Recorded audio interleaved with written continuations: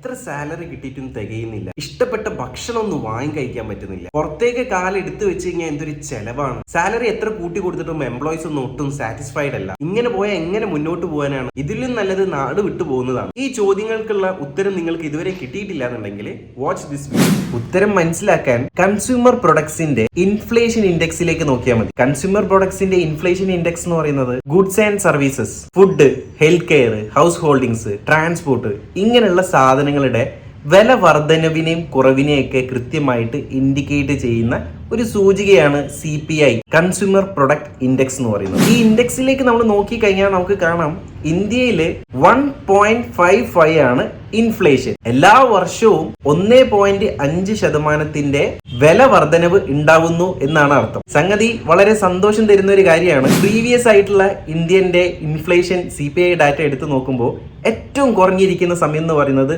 ഇപ്പോഴാണ്. പക്ഷേ ഞാൻ ഷെയർ ചെയ്തിട്ടുള്ള ഈ ഒരു ഡാറ്റ നിങ്ങളൊന്ന് സൂം ചെയ്ത് നോക്കിയേ. കേരളത്തില് 8.9% സ്റ്റേറ്റ് വൈസ് ആയിട്ടുള്ള ഇൻഫ്ലേഷൻ എന്ന് പറയുന്നത്. 8.89% എന്ന് പറഞ്ഞു കഴിഞ്ഞാൽ വർഷാവർഷം നമ്മളെ ചുറ്റുപാടുള്ള ഗുഡ്സ് ആൻഡ് സർവീസസിന് 8.8% വില വർധനവ് വരുന്നുണ്ട്. നമ്മളെ കയ്യിൽ 1 ലക്ഷം രൂപ ഉണ്ടെന്നുണ്ടെങ്കിൽ അടുത്ത വർഷം അതേ സാധനമോ അതേ സർവീസസോ നമ്മൾ വാങ്ങിക്കണമെങ്കിൽ 1,08,089 രൂപ ചെലവാക്കണം. നമ്മളെ കയ്യിലുള്ള പണത്തിന്റെ മൂല്യം വളരെയധികം കുറഞ്ഞു പോകുന്നു എന്നാണ് അതിന്റെ അർത്ഥം. ഒരു 5 വർഷം ഇതുപോലെ മുന്നോട്ടേക്ക് പോവാണെന്നുണ്ടെങ്കിൽ നിങ്ങളെ കയ്യിലുള്ള 1 ലക്ഷം രൂപയ്ക്ക് ഒരു 60,000 രൂപന്റെ ഒക്കെ മൂല്യം മാത്രമേ ഉണ്ടാവുള്ളൂ എന്ന് സാരം. അതുകൊണ്ട് തന്നെ വളരെ ലോജിക്കലായിട്ട് നിങ്ങളൊന്ന് ചിന്തിച്ചു നോക്കി. ഇത്രയും വില വർധനവ് കേരളത്തിൽ നടക്കുന്ന സമയത്ത് നമുക്കൊരു 10,000, 20,000, 30,000 നമുക്ക് സാലറി, ബേസിക് നീഡ്സ് നടന്നു പോവാന്ന് പറയുന്നത് തന്നെ വളരെയധികം ടഫായി കൊണ്ടിരിക്കുകയാണ്. നമുക്ക്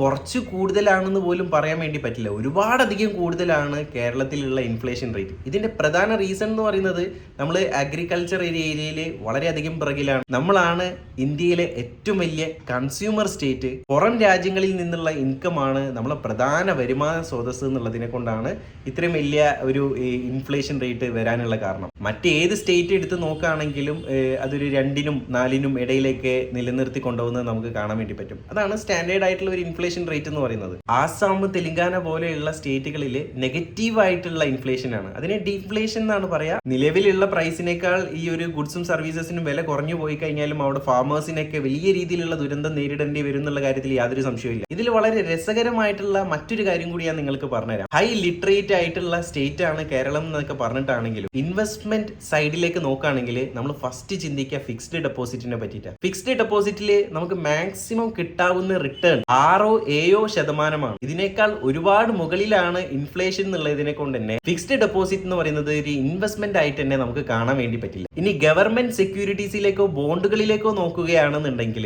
അവിടെയും ഏകദേശം ഒരു 8%, 9% ഒരു ആവറേജ് ആയിട്ടുള്ള നല്ല സെക്യൂരിറ്റീസിന് കിട്ടുന്നത്. അല്ലെങ്കിൽ 8-9% നമുക്ക് കിട്ടുക. അവിടെയും ഇൻഫ്ലേഷനെ ബീറ്റ് ചെയ്യാനുള്ള ഒരു രക്ഷയും നമുക്കില്ല എന്നുള്ളതാണ് സത്യാവസ്ഥ. Securities and exchange board of ഇന്ത്യന്റെ കംപ്ലയൻസോട് കൂടിയിട്ട് മ്യൂച്വൽ ഫണ്ടിന്റെ അസിസ്റ്റൻസ് പ്രൊവൈഡ് ചെയ്യുന്ന ഒരാൾ എന്നുള്ള നിലയിൽ ഞാൻ ഏറ്റവും കൂടുതൽ പെനട്രേഷൻ നടക്കുന്ന മ്യൂച്വൽ ഫണ്ടിലേക്ക് ഇൻവെസ്റ്റ്മെന്റ്സ് ഒക്കെ നടക്കുന്ന സ്റ്റേറ്റ് ഏതാണെന്നുള്ള ഡാറ്റ എടുത്തു. മ്യൂച്വൽ ഫണ്ടിലാണ് നമുക്കൊരു 12-15% റിട്ടേൺസ് ഒക്കെ പ്രതീക്ഷിക്കാൻ വേണ്ടി പറ്റുന്നത്.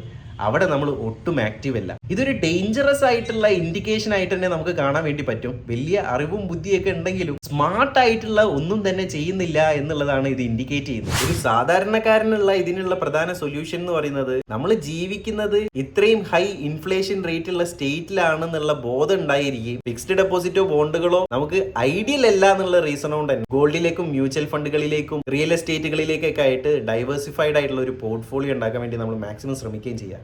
ബാങ്കിൽ പണം സൂക്ഷിക്കാണ്ട് നിൽക്കുന്നതാണ് കേരളത്തിലുള്ള ജനങ്ങൾക്ക് ഏറ്റവും നല്ലത്. 1 ലക്ഷം രൂപയുണ്ടെങ്കിൽ അടുത്ത 5 വർഷം ഈ ഒരു ഇൻഫ്ലേഷൻ റേറ്റ് കണ്ടിന്യൂ ചെയ്തു പോയി കഴിഞ്ഞാൽ നമ്മളെ കയ്യിൽ 60,000-ൽ താഴെ മാത്രമേ അതിന് മൂല്യമുള്ളൂ. കിട്ടുന്ന വേജസ് കുറവാണെന്ന് മുതലാളിനെ കുറ്റം പറഞ്ഞുകൊണ്ടും കമ്പനീനെ കുറ്റം പറഞ്ഞുകൊണ്ടും എത്ര കൊടുത്താലും എംപ്ലോയീസിന് മതിയാവില്ല എന്നുള്ള സ്ഥിരം പറച്ചിൽ നിർത്തിയിട്ട് കുറച്ചും കൂടി കിട്ടുന്ന ജോലികളിലേക്ക് മാറി ശ്രമിച്ചിട്ടും മുതലാളി തരുന്ന പൈസ എവിടെ എത്തുന്നില്ല എന്ന് മുതലാളിനെയും കമ്പനീനെയും കുറ്റം പറയുന്നതിനെ കൊണ്ടും ഇതിനൊരു സൊല്യൂഷൻ ആവില്ല. ഒരു സെക്കൻഡറി സോഴ്സ് ഓഫ് ഇൻകത്തിനുള്ള സ്കിൽ എക്വയർ ചെയ്യുക എന്നുള്ളത് മാത്രമാണ് ഇതിനുള്ള സൊല്യൂഷൻ.